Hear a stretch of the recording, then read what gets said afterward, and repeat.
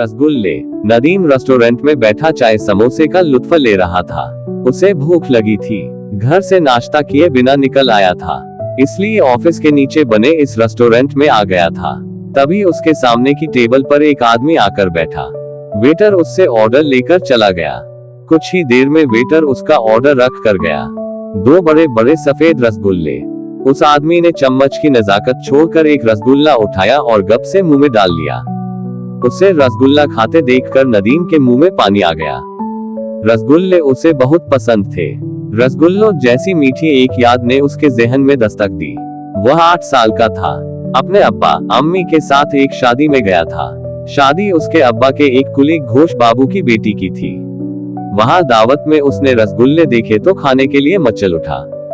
उसने अपनी अम्मी से कहा कि उसे वो सफेद रसगुल्ले खाने हैं। अम्मी ने उसे एक रसगुल्ला खाने को दिया। नदीम को वह बहुत अच्छा लगा। उसने एक और की इच्छा जताई।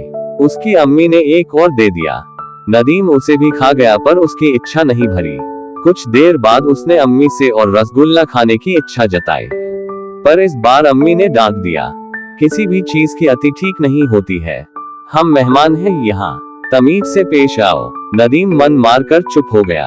अपने मन में मीठे मीठे रसगुल्ले खाने की चाह लिए वह घर लौट आया। 2 दिन बीत गए, पर उसके दिमाग में बड़े बड़े सफेद रसगुल्ले घूम रहे थे। उसे बाकी कुछ भी अच्छा नहीं लग रहा था। वह पूरा दिन मुंह फुलाए रहता था। अम्मी ने उसे समझाने की कोशिश की, पर वह वैसे ही मुंह फुलाए रहा। उसकी यह हालत देखकर अब्बा ने उसकी अम्मी से पूछा, ये नदीम उदास क्यों रहता है? अम्मी ने उन्हें सारी बात बता दी। अब्बा नदीम के पास जाकर बोले, चलो मेरे साथ। नदीम चुपचाप अब्बा के साथ चल दिया। वह उसे एक मिठाई की दुकान पर ले गए। काउंटर पर जाकर उन्होंने कुछ कहा। वह और नदीम बाहर पड़ी बेंच पर बैठ गए। कुछ देर में दुकान में काम करने वाला एक आदमी 4 सफेद रसगुल्ले लाकर दे गया। अब्बा ने उसे पकड़ाते हुए कहा, लो खा लो। नदीम ने 2 रसगुल्ले खाए। उसका मन भर गया।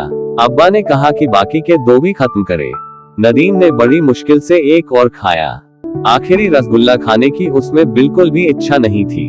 अब्बा ने कहा, जिस चीज के लिए पिछले 2 दिनों से उदास थे, अब उसे ही खाने की इच्छा नहीं रही। इसलिए किसी भी चीज में अपना दिमाग ऐसे नहीं अटकाना चाहिए। 2 दिन तुम बेवजह दुखी रहे, अम्मी को भी दुखी किया। उस छोटी उम्र में भी नदीम को बात समझ आ गई। रसगुल्ले आज भी उसे बहुत पसंद है। साथ ही अब्बा की नसीहत भी याद है।